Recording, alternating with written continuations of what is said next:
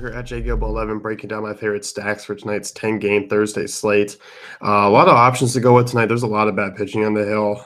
We'll start here in Baltimore. Both sides are certainly stackable in this one. We'll talk Detroit here first. Ian Kinsler, Aducci, Upton, Cabrera, Castellanos, Victor Martinez. I mean, these guys are all intriguing options in this slate against Chris Tillman. A lot over 400 Woba to both sides of the plate, 253 ISO to righties, 171 ISO to lefties. Really low strikeout rate. You look at the Tigers, I mean, kind of boomer bust offense, I mean, especially against righties. They're right around a 5 run total tonight in Baltimore.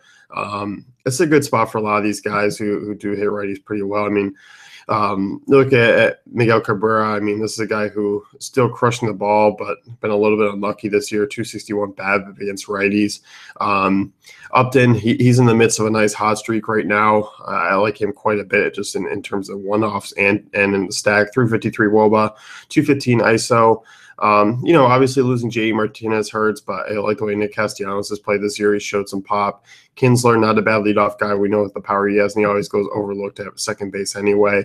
So I don't mind this Detroit side. I don't mind the Baltimore stack as well against Matt Boyd. 363 WOBA to righties. He's like a fly ball pitcher. Only has less than a 40% ground ball rate.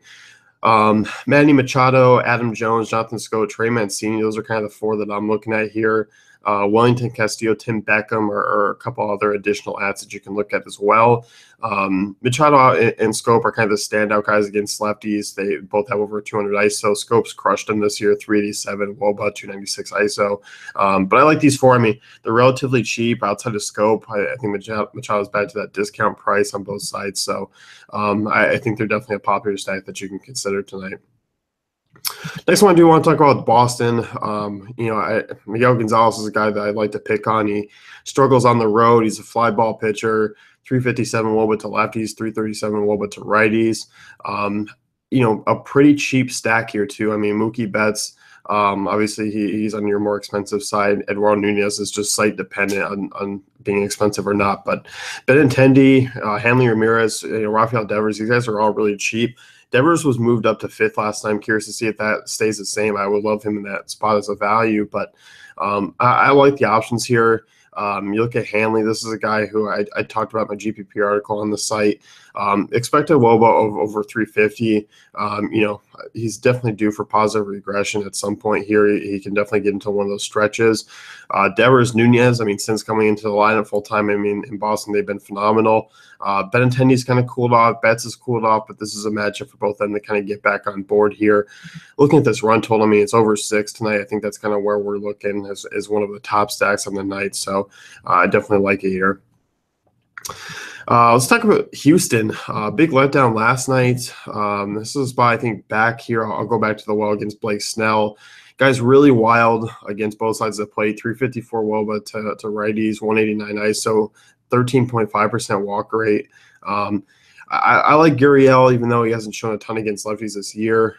There's still some pop, but Jose Altuve, Gurriel, Evan Gattis, Marwin Gonzalez, I really like. He's always kind of overlooked against lefties. 353 WOBA, 241 ISO. Alex Bregman's had a really good season. The only problem is he just kind of hits lower into the order, but for him, 379 WOBA, 178 ISO against lefties this year. Snell's kind of just that wild card that you can target against. Ray's bullpen, not bad, but I mean, if you're getting a long reliever in there, you're probably pretty much set. Houston run total up around 5.5. I think that's one of my favorite ones to target tonight because usually Houston's a stack that's pretty popular. It's also pretty expensive, and this one, I mean, you can kind of go a lot of different ways. I toss out a few names, kind of see what that lineup shakes out. It's kind of been moving around over the last few days with the injuries, but you should get a string of righties in there, about 4 or 5 of them that could easily take Snell deep. So I like the options there. As far as the last game I do want to talk about, that's Texas and Minnesota. There is some rain in the area. Keep an eye on this one. But if this is one of those games that's going to be dragging on but probably play out, and people are going to hop off of it because of the rain, sign me up. I look at AJ Griffin. This guy's been awful this year when healthy. was awful last year when healthy. This is a guy who does struggle against lefties. For more so, I mean, going back to last year, he's a lot over 400 WOBA. Hard contact rates through the roof. So, if we get guys like Grossman, yeah, even Joe Mauer, Eddie Rosario, Granite, Castro, Max Kepler, we're going to see some notable names here that pop up and kind of give us some good value. So, I think the Twins are contrarian stack on tonight's slate. I mean, you look at some of these guys, decent numbers against righties in terms of power. Snell 245 ISO, Dozier 181, Castro 160. If you look at Kepler here, let me find him.